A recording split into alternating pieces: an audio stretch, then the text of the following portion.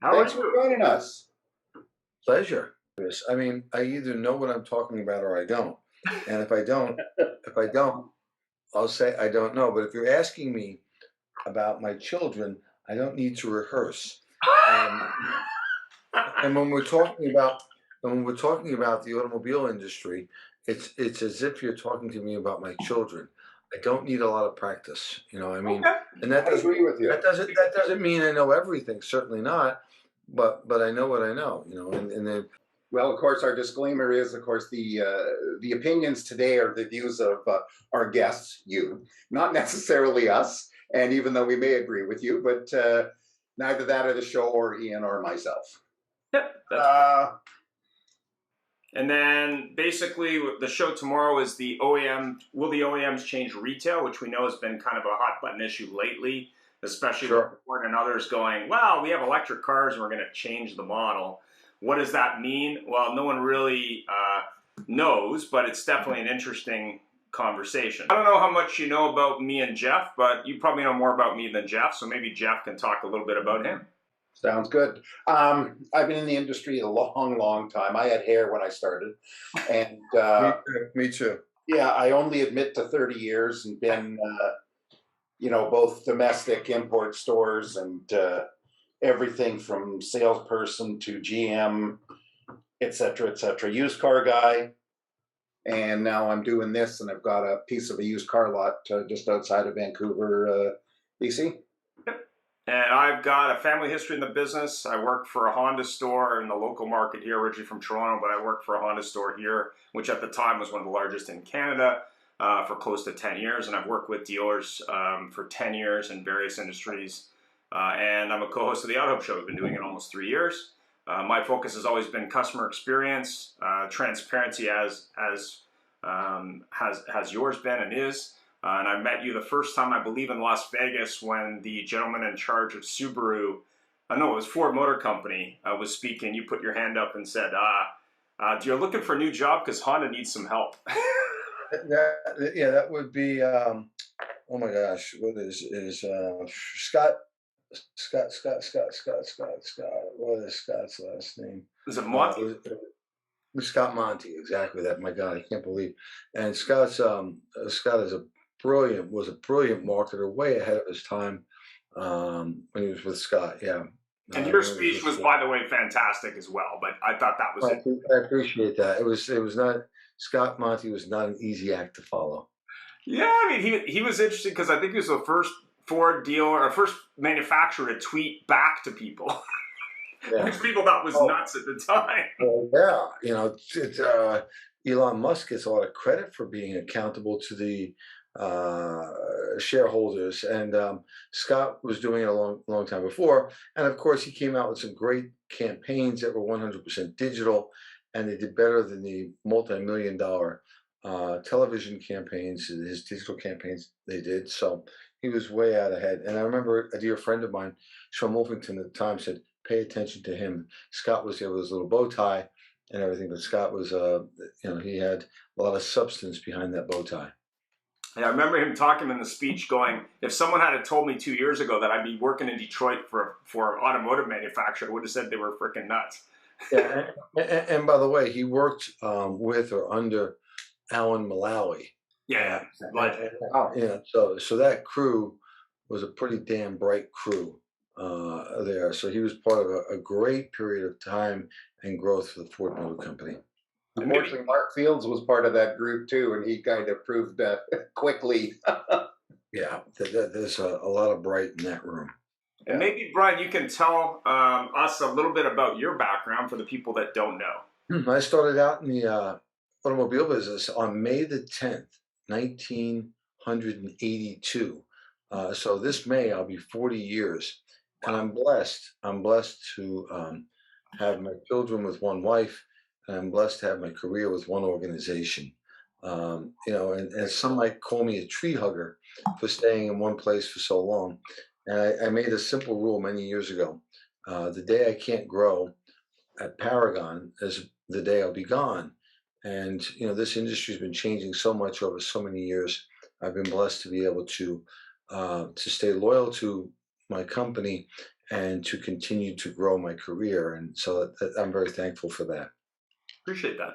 You So know, it was Jeff, a great combination. That it's pretty rare as a person who's loyal to the company, and a company who's loyal to the person. Yeah, it's been a wonderfully symbiotic relationship between myself and the Singer family and American Honda and Acura.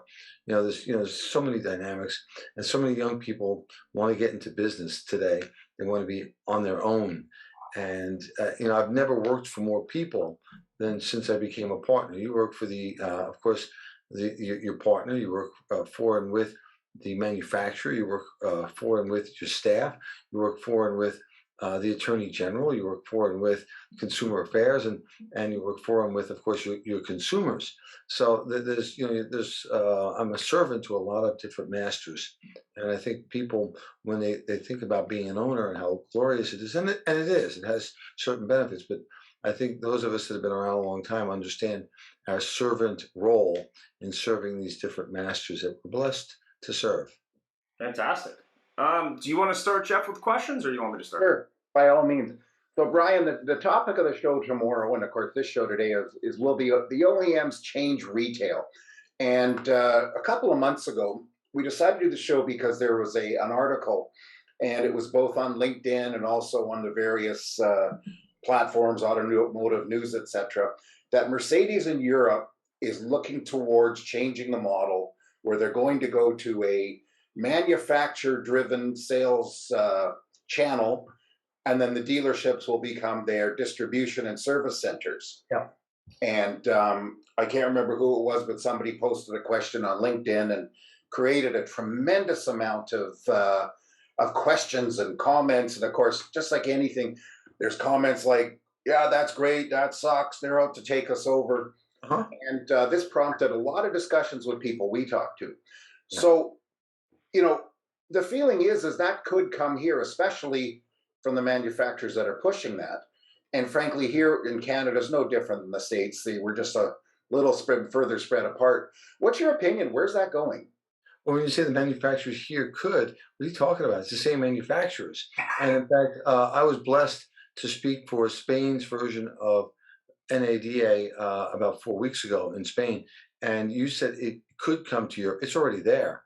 Mercedes-Benz has all but taken over the dealer body there, using electrification as a way to circumvent the franchise system there. And the franchise system there is arguably much weaker than the franchise system here. And I've spoken to dealers here that are pretty cocksure that can't happen here. And I wonder if in fact they're right.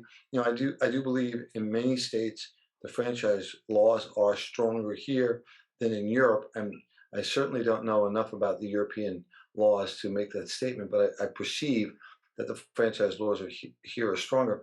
But I look at the amazing and incredible job that Elon Musk has done circumventing, piercing the franchise laws here. And I think many manufacturers will use the path, the trail blazed by Mr. Musk to circumvent the franchise laws here in the states that they can do that. Interesting. Yeah, I mean, I was at NADA this year and at the AWA Awards, and Mr. Pash was talking about Ford because he had a meeting with all the OEMs in the room, and I think Stellantis was a big one pushing different technological solutions. And he was talking about Ford specifically, and he hit exactly what you said. He said, okay, their electric model is this, different corporation, this is what they're doing. What they don't want to talk about is trade-in value, finance products, and service revenue. But they are already talking about, well, we'll pay you X to deliver an electric car that, by the way, is ordered from our website. We'll tell you who's coming to pick them up. Yeah, keep in mind, Ford has been, I love what Ford has done, and we were just talking before the show started about some of the people that we know in common that have worked for Ford. I have a tremendous amount of respect for the Ford Motor Company, but let's face it, they've been trying to get rid of dealers for decades. This is no secret, and if they can use electrification to do it, I think they will. So the dealers need to remind them of that the need, right, for the several thousand points of light that the Ford dealers represent for Ford, and servicing the customers is an incredibly important part of that, right? Jobs to be done. The job to be done is not sell the car and it's over. That's where the job starts, right? So it's to find, serve, and to keep those customers. And if Ford forgets the important role that dealers play in that, I think long term it'll be a disaster for them. People are looking at the Tesla business model and saying, look at all the money and look at the valuation of the corporation. And what OEM wouldn't want that for them? Well, it's a very separate set of circumstances that allowed that to happen. I think the hybrid model would be really, and we're going to see Tesla move to the dealer model and the franchise model. And so just as the OEMs are trying to throw it out, think of Amazon, right? Amazon got rid of as many bookstores as they can, and then they started building bookstores. And so we can fast forward to that, work with us. We're the points of light. We're the contact point with the customers. You've got that network already established, and I think we can do a very good job. And one other thing I'll add, that initially I envision, and I don't have insider information, but I envision that they would give the dealers a reasonable profit for delivering the car. And I envision that every year, once that network is established, that margin will go down lower and lower and lower. So, they're going to try and match ideal circumstances now somewhat to get the dealers to swallow that pill, to put the pacifier in the dealer's mouth, as it were. And then each year, that delta, that margin, that what they're going to give the dealer, I think would be cut short. So I think the dealers need to put the yellow caution flag out.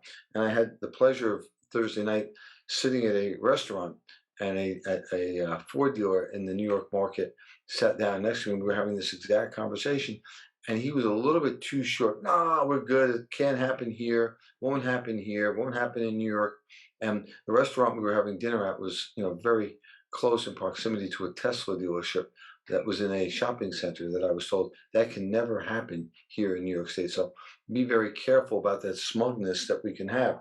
Keep in mind, this is driven by two very strong factors, or three actually: electrification, the OEM's desire for many decades to get rid of the dealers, and the consumers. The consumers somehow think that going into a factory store and paying full price is a better customer experience. Well, it's funny you bring that up, because I had the opportunity years ago when both in the greater Toronto market and the greater Vancouver market, Mercedes-Benz owned virtually all the franchises. So essentially what happened is we set up a call center for them, and customers would call and they go, okay, like there's 6 Mercedes dealers, which one should I go to get the best price? And the call center agent would go, well, which one are you closer to? Knowing full well that they owned all the locations, the customer had no idea. So it was kind of interesting from that point of view. And they've since abandoned all those locations and sold them to a franchise dealer group, because they found out that they weren't very good at managing retail people in a franchise that they own. So it was kind of interesting that you brought that up. But more importantly, what was really interesting recently was there's a mall near Vancouver in Richmond, BC, which has a very large Chinese population. And Tesla's been moving into that market because they like high-end vehicles of various types. But one of the Mazda stores at the Auto Mall near downtown in that suburb has built basically a Tesla model of their showroom in the mall, which is probably one of the best executed franchise model showrooms in a mall that I've ever seen. It was very well executed, and I've seen other people try, but essentially they're looking at it as another arm to their retail organization. So I think it's a wise pivot, personally. Well, where Tesla's had an advantage, the dealers can't do what Tesla does. So the state laws need to change. Can I put a store in a mall? That's not a new idea, but I've been required to have a proximate service department there. And Tesla has no such requirement. So, hey, dealers can compete favorably with the Chinese, with the Teslas, and anybody else, and any other business model, provided we're playing on a level playing field. So, my advocacy is going to be do whatever's best for the consumer. Just make sure that we all get to do whatever's best for the consumer.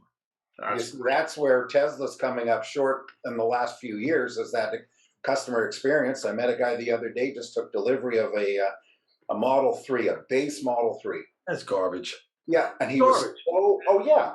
but he was so upset with the entire delivery process. He thought it was Yeah, really yeah. cool. He ordered it online. Da da da da da da da. It wasn't base. Come on, they came up with a base model and nobody bought it just so they could get around some certain rules. Yeah. Hey, did you ever drive one? I Oof, mean, my God, it's like sitting on a crate. Horrible. And there's the soundproofing. You know, keep in mind our manufacturers have done a great job manufacturing fantastic cars.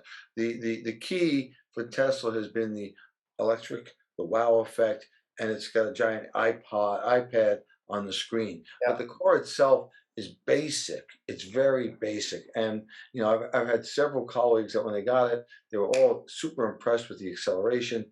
That's not Tesla. That's electrification. And so as the other manufacturers move over, I mean, I looked at the Porsche. What is it? Porsche sports car that's electric. take it. Take it. What a car! That's Absolutely. fantastic. It's fantastic. So you know, when I see companies, manufacturers like Porsche flexing its muscles. By the way, many of the Tesla engineers came from the Honda Motor Corporation. I was a Honda EV Plus dealer in the early 90s. So Honda's had and has some of the most advanced electric vehicles in the world sitting on the sideline right now. Honda will go in when it's the right time. And I think that's the right approach. Again, I spoke with another dealer yesterday who was saying, a Mercedes-Benz dealer in Long Island, New York, and he was saying, we have 7 of this Mercedes-Benz electric car, and nobody wants it. And you know, between the government and the manufacturers trying to stick these cars down our throats, we have to remember the demand has to be there, and the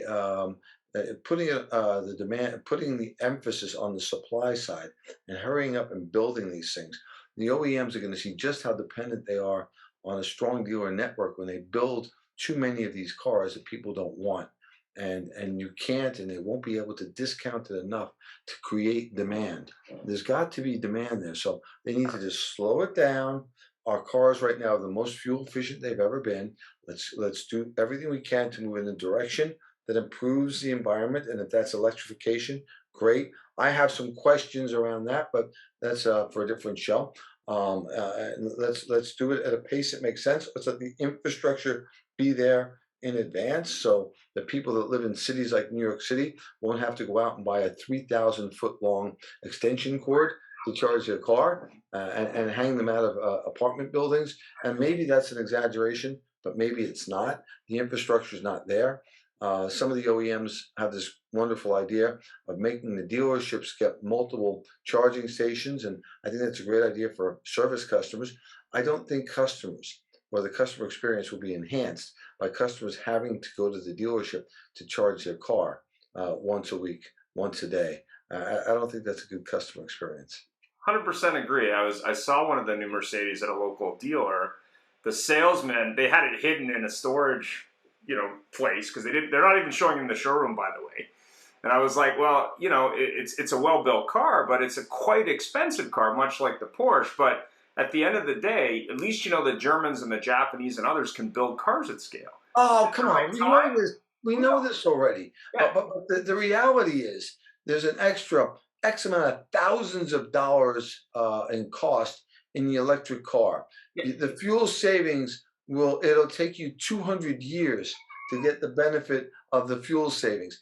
And to say to people, well, you're helping the environment, that's great. But when you have inflation where it's at right now, I think people have other pressing concerns. And I saw that Mercedes car, and I spoke with the salesperson, and he said, the lemon's not worth the squeeze to the consumers at this point. Forget about my opinion. Forget about your opinion. It's the consumer that counts. Tesla had the Elon Musk cool effect, and so the demand was there. But is the demand there right now for 17 million electric cars a year? And the answer is clearly not yet, not anywhere near yet. yeah. I They're mean, when you look they're at New York unaffordable. City, what's your most popular dollar point car? Like, what is the most common car you sell at Paragon in the new? Boy, that's changing now, right? And probably somewhere about $32,000. When your Accords and your SUVs, and let's face it, I mean, this electrification. I wish somebody would just tell the truth. The electrification that the OEMs are forced to pivot to is causing amazing financial stress for all the OEMs. The OEMs are making that up by producing now the cars that are more expensive today. So we're seeing the average cost of transaction price go up. Again, you've got a couple of things playing into that. You've got a scarcity problem that's going on, and the OEMs now trying to get as much squeeze out of every transaction as they can by producing the more expensive models, and a public uh, sneeze on the truth, on a public that's right now willing to participate. But at some point between the inflation costs, fuel costs, the cost of the electric cars, at some point customers are going to start tapping out, and I think we're rapidly approaching that crossover. Yeah, I mean, when I sold Hondas, we sold the original Insight, which was rated at 84 miles per British gallon, or 84. I also owned a CRZ for a while. I bought both these cars pre-owned just because customers had questions that the OEM refused to give me the answer to, so I drove them. And those cars were very, very efficient, but they weren't hugely popular, even in the market I'm in, which has a lot of interest in this stuff. Well, that CRZ, had you put an ICE engine in the CRZ, we would have sold the stuffing out of it. Beautiful car, Yeah. but the engine itself was it wasn't well received. And again, let's not forget, we've doubled the average fuel economy over the past 20 years for a car, thereby doubling the fuel supply. The cars are cleaner than ever before. And so, we don't have to rush into forcing this on the consumers. I don't think the government should be in charge of consumer demand. I think the consumers should be. And as we make better products, the consumers will naturally gravitate towards them. Better products that are better for the environment, I think that'll accelerate consumer demand for that. But I think forcing the consumers to buy those vehicles by making it more difficult to acquire ICE vehicles, I think that's a mistake.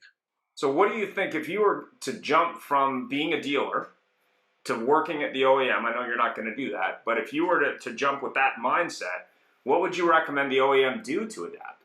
Well, I think the OEMs, and if I'm the OEM, I'm always going to want, the government should stay the heck out of our business. I'm sorry. I think the OEMs need to be monitoring consumer demand. If the governments, your respective government and our respective governments, want to make it incredibly affordable for consumers through tax incentives, and they want to drive demand that way, I'm all in favor of that. They shouldn't force the OEMs to build cars that sit on consumers' lots and then force the OEMs to discount the cars through incentives, because again, you're hitting the consumers twice, right? Because the people that own these OEMs are consumers, right? The shareholders. So you're going to force the shareholders to subsidize the consumers. And I just don't think that that's a great thing to do. And I'm happy with the direction that I see coming out of Honda and Acura right now. As we have it, we're ready, but we're going to go in one vehicle at a time. And I can remember my early days, and perhaps you can remember yours, with Honda, when Honda went from carbureted to fuel injected.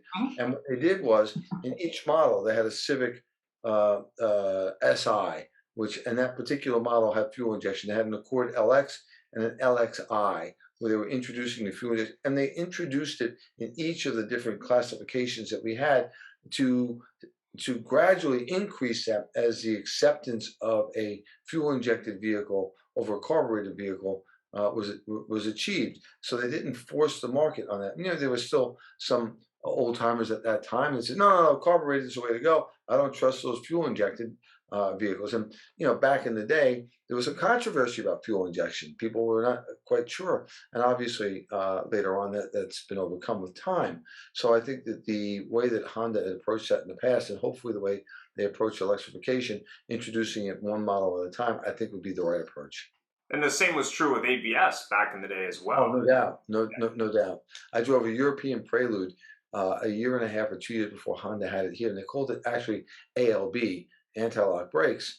And people, the first time you step on an ABS brake on the snow, and that pedal's pumping in your foot, and especially back then, it was a little bit more noticeable than it is today.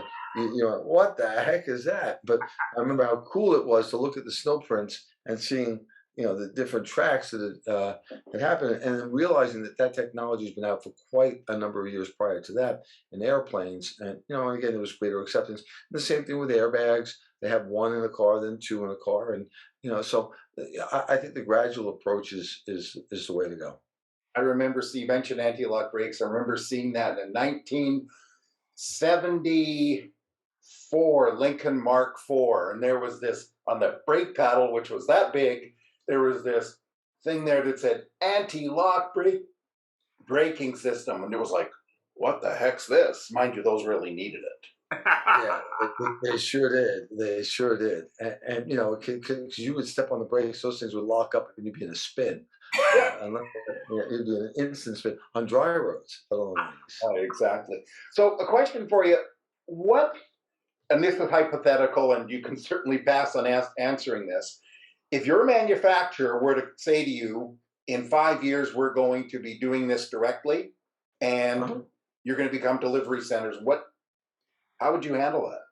Well, I don't have a problem with the concept, right? I think the Apple business model, the Tesla business model, there's some validity to that, and to the extent that the dealers need to be willing and flexible to change, I think the OEMs need to be willing and flexible to change. We need to look at that franchise agreement today and say, how can we adjust this, amend this, alter this to better serve our customers? And you look at, imagine being at NADA, and imagine Elon Musk being there, as crazy as that is. And imagine, Ian, you go up to Elon Musk and you say, hey, what DMS do you guys use? They have to look at you like you're crazy, right? No. Oh, okay. Well, let me ask you a different question, Mr. Musk. What CRM do you use? And again, he'd look at you like you're out of your head, because all of that's contained in their platform for the customer so that they can serve the customers better.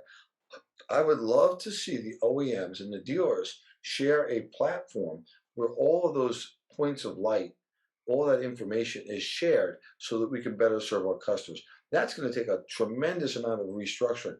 I believe, as I recall, Honda has 70 plus million customers in their overall database. Imagine the power of that information if we could use that information to better serve our customers without violating PII, right? The personally identifiable information. And so that Honda could give us information that people that change their front brakes at this frequency generally need to change their rear brakes at that frequency. People that do this tend to know that.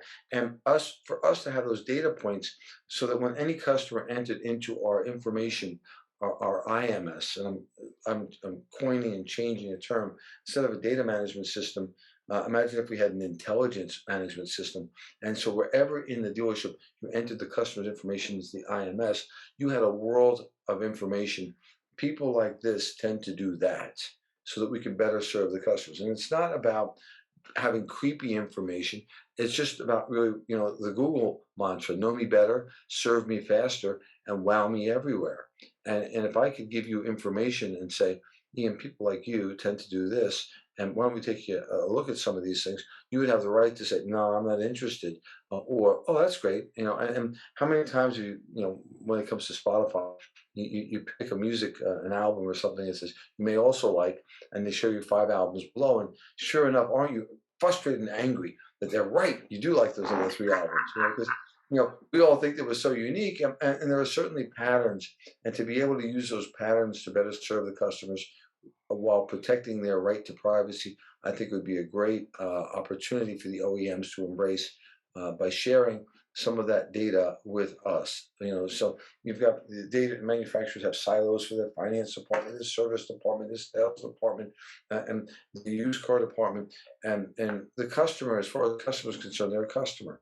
When you're dealing with Honda, whether it be a dealer or the OEM, dealing with Honda. And so to be able to have that information, or a lot of the information, or lookalike information to better serve the customer, I think would be of tremendous value. Well, there's actually, there was a lady I saw I think it was on, anyway, some source the other day, and she was talking about these new Amazon stores where you walk out and go, and they monitor all the information, like what you bought and what you looked at. Sure. And her concern from a privacy point of view as well, they not only know what you bought, but they know what you might have bought or what you're thinking about buying. And the reality is that's okay. Yeah, I'm okay with it. My knee is undergoing rehab right now, but I'm a runner.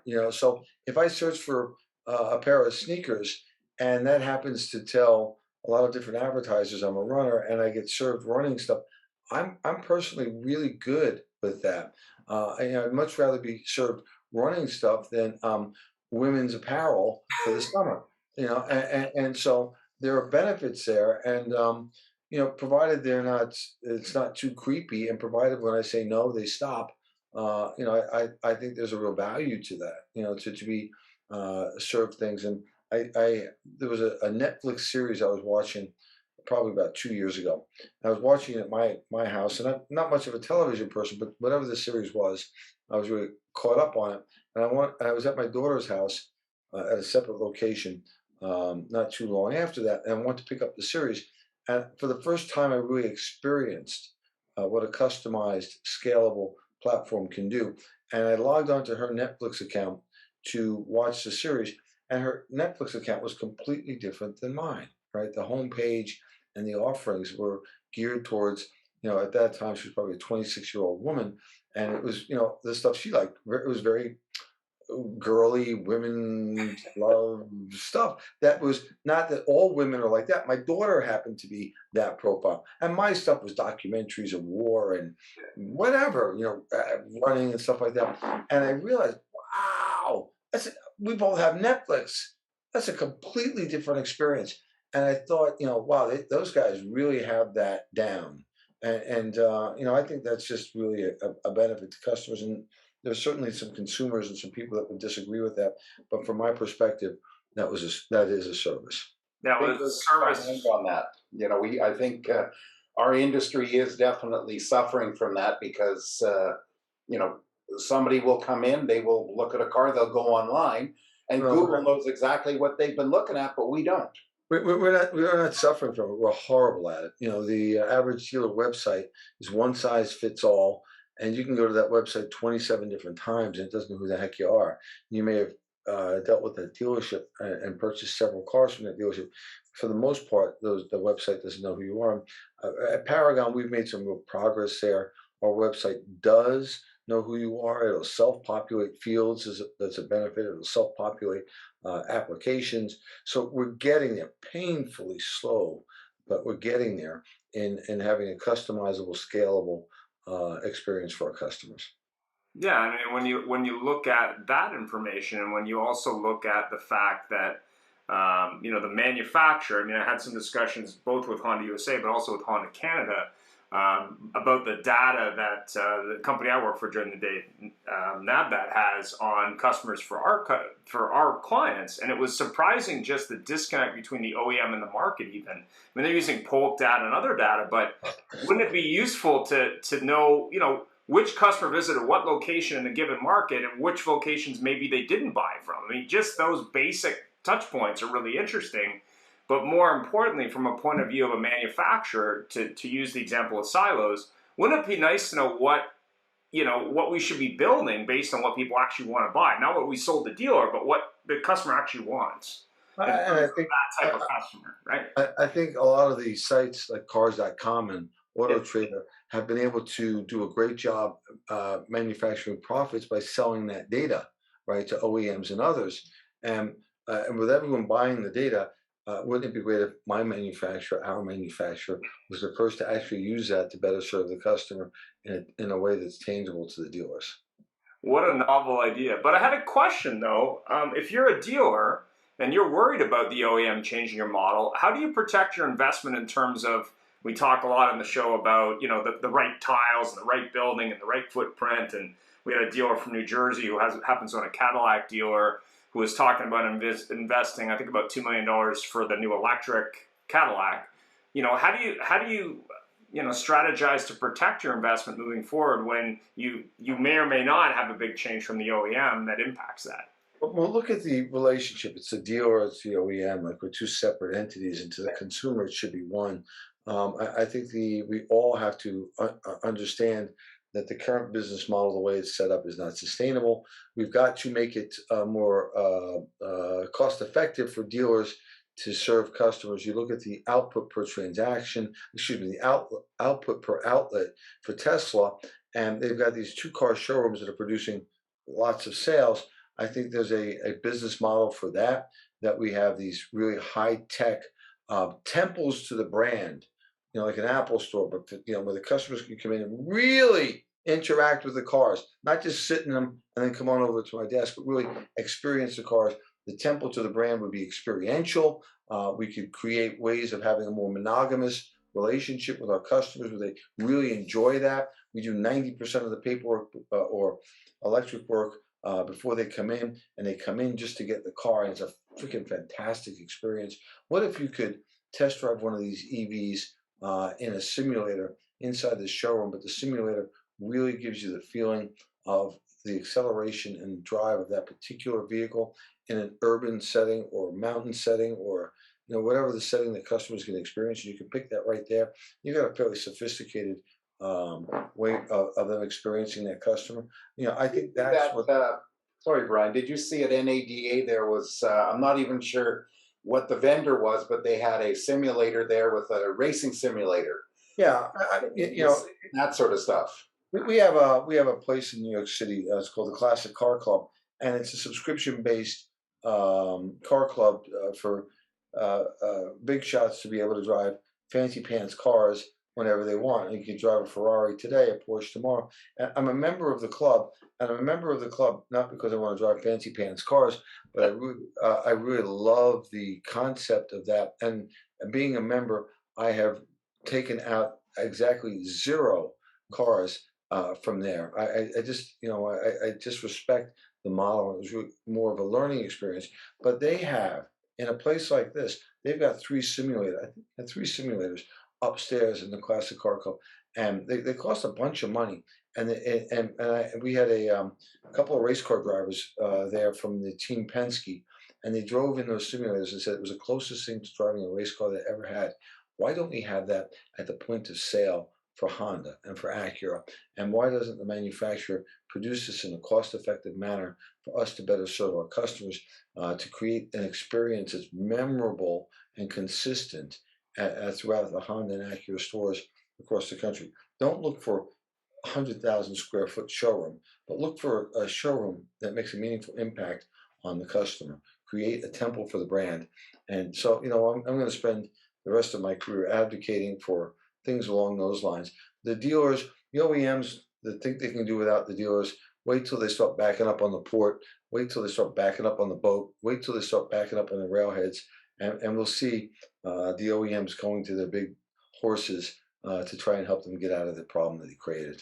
Well, and the fact is, not even Honda has enough money to pay out 25 or 30,000 dealers worldwide and turn them into their own showroom like Tesla does.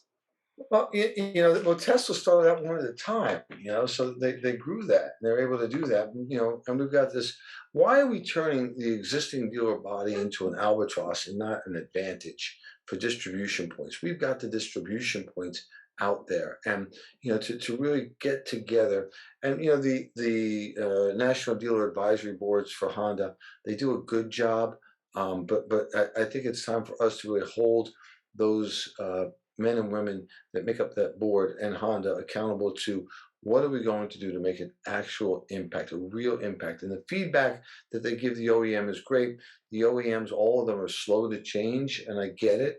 You've got global implications. You've got 50 states with 50 separate rules. You've got 1,100 dealers with 1,100 different ways that they want to do business. So it really is like herding cats. But I think we really need to get intentional on improving the customer experience and stop looking at examples in the car business and to start looking at Apple. And we need to imagine when Apple comes out with their car, and I believe they will, what's that experience going to be like? I think it's going to be single point of contact. You're not going to have a greeter. You're not going to have a TO manager. You're not going to have an FMI manager. You're not going to have delivery coordinator. You're not going to have the things that we've found as normal in our industry. I think you'd have a single point of contact, probably some kid with a couple of pimples on his or her face, maybe a nose ring, that would be brilliant on the product, be really well trained, and be able to take the customer all the way through the transaction. And so we've, at Paragon Acura, moved to a similar model with A to Z Sync single point of contact, and we're finding some very encouraging results initially. Fantastic. Yeah. Any final questions, Jeff? Really, have no final questions. I really appreciate you taking the time, Brian. We know it's a Sunday here, and that's kind of a sacred day just for sometimes in the car business. We get a break regardless of our viewpoints of life. But No, sir. There's no rest for the weary. We were at it. I was up at 4 o'clock in the morning and emailing the team Paragon. We had a wonderful month. We finished first in the United States of America, and in Planet for Honda and Acura sales. And I think 6 days we keep up with the competition. On the 7th day we go ahead. So it's been a day of work today, but work from my home office. I get a lot of productivity here, and it was great to be able to speak with you in furthering our mutual efforts to transform and be a part of the transformation of our rating industry. Thanks very much. You may also want to take a look at the story from Beaver Toyota. They sold over 400 used cars for the first time ever. And it's very interesting. It was on Clubhouse on David Long's show on Friday, where he talked about how they went from 100 used cars to 400 used cars in the space of, I think, 24 months. But more importantly, where they're going from there when they're selling 2 used cars for each 1 new car right now. So it was very interesting. Yeah, that's again, that's success stories like that are really a great wake-up call for what's possible for all of us. Right now, the import stores seem to be going the way of the domestics have been forever. Up here, domestic stores have always been 2 used to 1 new. Yeah, that's nothing to brag about. It's just because the output for new cars has been terrible. Nationally here, what do we sell? 45,000 used cars and about 17,000 plus or minus new. So this 3 to 1 is the national number. So for a dealer to be 1 to 1 should be the bare minimum. 100% agree. Yeah. But it was interesting anyway from a strictly technology point of view and process point of view. They had the general manager talked on David's show about how I wrote it down. Highly recommend it. I'm a student, man. I'm a student. Always. Beaver Toyota. Yeah, Beaver Toyota. If you need a connection to the manager, I'm already connected to him, but I'll send you a link. It's very interesting. Yeah, but I'll be secret squirreling them this afternoon. Remember, the 7th day is the day I go ahead of the competition. Exactly. So we're going to look at what they're doing, and I'll share that information with my team. Thank you. All right. Thank you. Have yourself a great afternoon. Thank you, Brian. It's been a real pleasure. Yep. Pleasure is mine. Thank you very much. Bye.